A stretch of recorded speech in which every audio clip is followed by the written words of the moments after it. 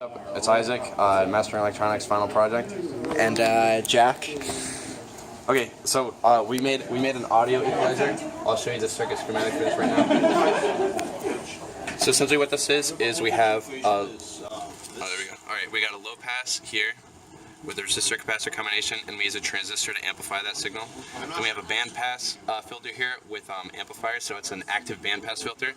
And so we can amplify that signal here. Oh, I forgot to mention too, so this resistor right here is a potentiometer that we adjust to change the amplification. This resistor right here is a potentiometer we adjust to change the amplification. This right here is it's a high pass filter, so we use capacitor resistor combination to filter out low frequencies. Then we just have the same thing down here where we have a transistor that amplifies it. And again, this is a transistor. Also, I noticed in the bandpass, the first filter here has a no gate, just like 1-to-1, so that way there's no amplitude through there, only through the potentiometer. Yeah, sure. Exactly. Okay, so first thing I'm going to show you, this is the signal through the. So I'm sending 100 hertz through our low pass, and I'm measuring at the end of the low pass. Oh yeah, you get that. Oh, here. Well, I guess we'll look at the circuit first. So essentially we just have a low pass filter here, band pass filter here, and a high pass filter here. We'll show you. So right now I'm sending 100 hertz through the whole circuit. We're measuring the input signal, which is the yellow line, and the output signal, which is the blue line. That's after it goes to the low pass filter. So we see one thing: the transistor inverts the signal because it's an inverting amplifier. Right? But so we'll just see 100 hertz, it should pass through because it's a low filter, right? But we can adjust the resistance on the potentiometer to make it the signal go up or down. I'll do that right now. Up.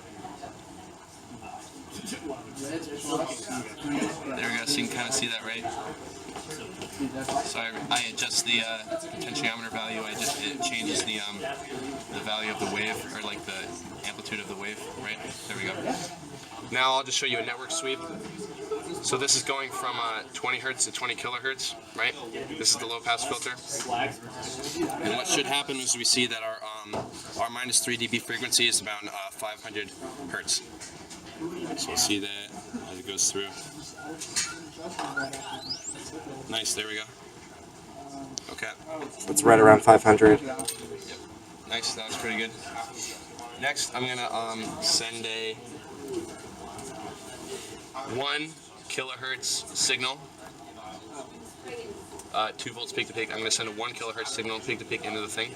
This is our band pass, so it should be able to measure this, right? We also see the band pass. We're putting it through 2 op amps, if you remember from our circuit. So, and they're both inverting, so it should be exactly in phase, maybe a little bit off phase with the signal. Let's put this down so you can see it easier. So there's your signal, right? So, like again, yellow is what we're inputting, blue is what we're getting out after the band pass filter. You see, if we adjust the potentiometer value, the amplitude of the wave should go up or down. Right, there we go. So we see that, and then we'll do a network sweep. Same frequencies. And it should be, our minus 3 dB should be about, because it's a band pass, should be around 500 hertz and about 2 kilohertz. We go see. So we see it's a nice like dome shape, right? Next, we're going to go to the high pass filter. So I'm going to send a 2 volts peak to peak signal through it. We're going to go at 5 kilohertz, and we'll just measure this. Adjust this a little bit. There we go, right? So you see again, this is a transistor again, so is an inverting amplifier, right? Okay, cut out, we're going to start again. So we just see the high pass filter, inverting amplifier, right? We just see the signal coming out of here. And now what I'm just going to do is I'm going to change the potentiometer value, and it should change the amplitude of the output signal, right? So we can just adjust this. Oh, crap.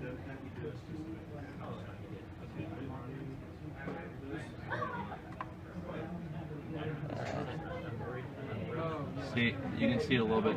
There we go. Oh, you see if we go too far too, we get a little bit of clipping because we reached the saturation values for the transistor.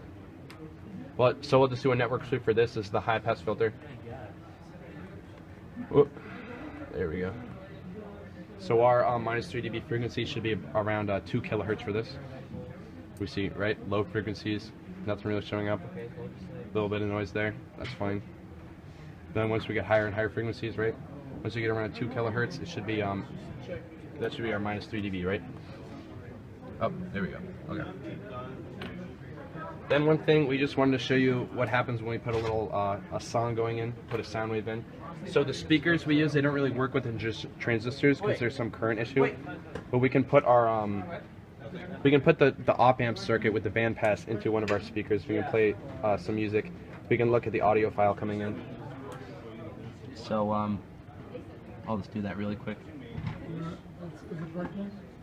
I mean, no, there's no one. This isn't working. We're just going to show you. Yeah. All right. Where are we next? So let's see here. So we'll play a song. This is Trap, Trap, Trap by Rick Ross. So here you can kind of hear it through the speaker, and then we can just look at the audio signal right here.